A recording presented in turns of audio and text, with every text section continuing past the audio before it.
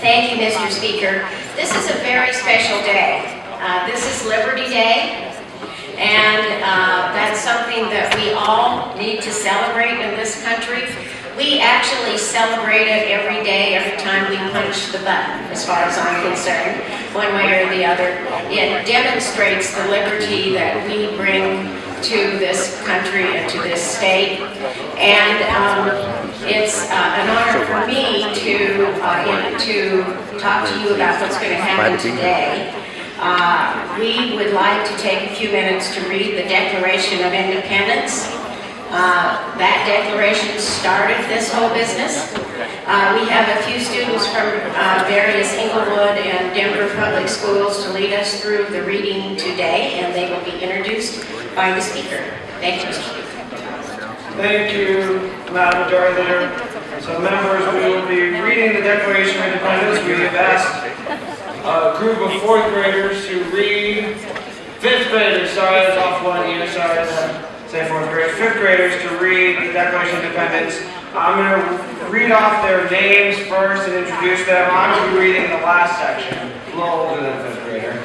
We will have, the first reader will be Raylan Nunez from Englewood, then Heavenly Escobar from Englewood, Kristen Dykeman Merritt from Englewood, Jalen Kitten from Englewood, Josh Gade from Westview, Janelle Campbell from Westview, Braden Meehan from Westview, and Galati Winfrey from Westview. So they will be reading the Declaration of Independence. So we can do that. The House will stand in recess. We can have the students come up.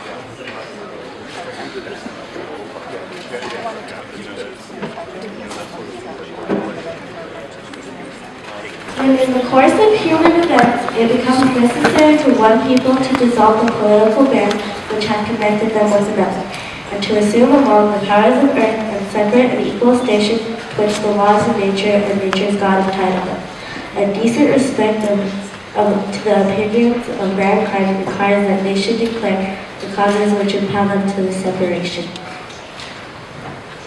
We hold these truths to be self-evident, that all men are created equal, that they are endowed by the Creator with certain unalienable rights, that among these are life, liberty, and the pursuit of happiness, that to secure these rights, governments are instituted among men, deriving their just powers from the consent of the governed, that whenever any form of government becomes destructive of these ends, it is the right of the people to alter or to abolish it, and to institute new government, laying its foundation on such principles and organizing its powers in such form as to them shall seem most likely to affect their safety and happiness. Prudence indeed will dictate that governments long established should not be changed for light and transient causes, and accordingly all experience has shown that mankind are more disposed to suffer while evils are sufferable, than to right themselves by abolishing the forms to which they are accustomed. But when a long train of abuses and usurpations, pursuing invariably the same object evinces a design to reduce them under absolute despotism, it is their right, it is their duty, to throw out such government and to provide new guards for their future security. Such has been the patient sufferance of these colonies, such is now the necessity which constrains them to alter their former systems of government. The history of the present king and Great Britain is the former systems of is a history of repeated injuries and usurpations, all having in direct object the establishment of absolute tyranny over these states. To prove this, let facts be submitted to a candidate. He has refused his assent to laws, the most wholesome and necessary for the public good.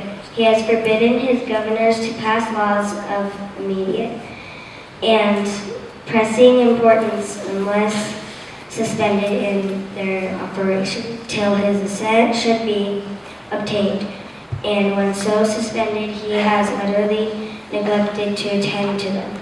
He has refused to pass other laws for the accommodation of large districts of people, unless those people would relinquish relinquish the right of representation in the legislature, a right inestimable to them and formidable to tyrants only.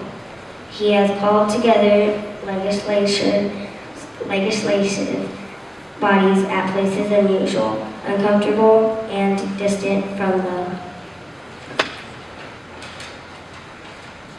depository of their public records, for the sole purpose of fatiguing them into compliance with his measures. He has dissolved representative houses repeatedly for opposing with manly firmness his invasions on the rights of the people. He has refused for a long time after such dissolutions to cause others to be elected, whereby the legislative powers incapable of annihilation have returned to the people at large for their exercise, the state remaining in the meantime exposed to all the dangers of invasion from without and convulsions within. He has endeavored to prevent the population of these states for that purpose, obstructing the laws for naturalization of foreigners, refusing to pass others to encourage their migration thither, and raising the conditions of new appropriations of land. He has obstructed the administration of justice by refusing his assent to laws for establishing judiciary powers. He has made judges depend on his will alone for the tenure of their offices and the amount and payment of their salaries.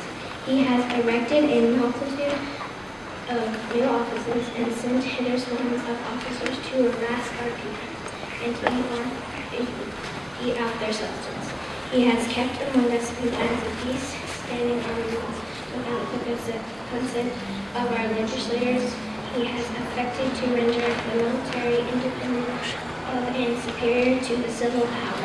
He has combined with others to subject us to a jurisdiction foreign to our Constitution and unacknowledged by our laws, giving his assent to their acts of pretend legislation, recording large bodies of armed troops among us, for protecting them by a mock trial from punishment for any murders which they should commit on the inhabitants of these states, for cutting off our trade with other parts of the world, for imposing taxes on us without our consent, for depriving us in many cases of the benefits of trial by jury, for transporting us beyond seas to be tried to pretend offenses, for abolishing the free system of English laws in the neighboring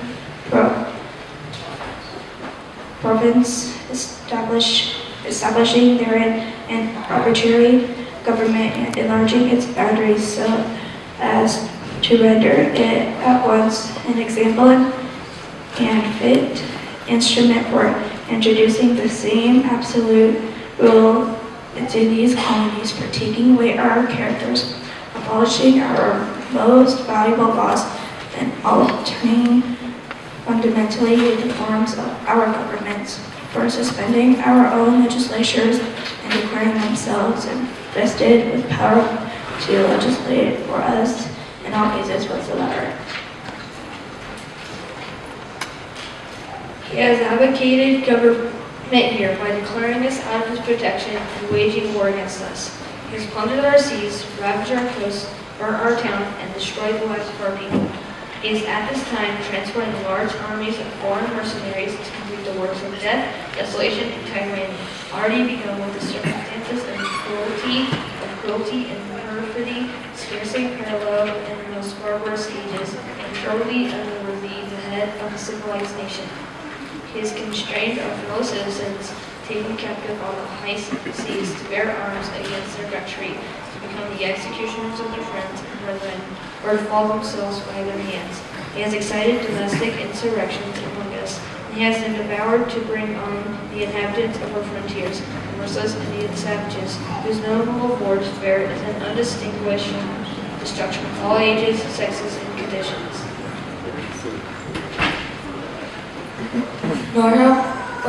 In every stage of these oppressions, we have petitioned for redress in the most humble terms. Our repeated petitions have been answered only by repeated injury.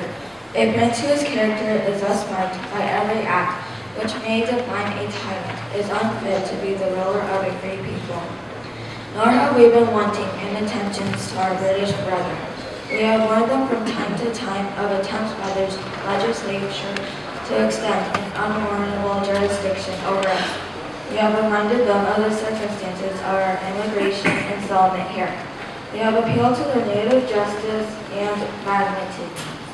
And we have conjured them by the times of our common kindred to disavow these usurpations which inevitably interrupt our connections and correspondence. They too have been deaf to the voice of justice and of consanguinity. We must therefore appreciate in the necessity which denounces our separation and hold them, as we hold the rest of mankind, enemies in war and peace, friends.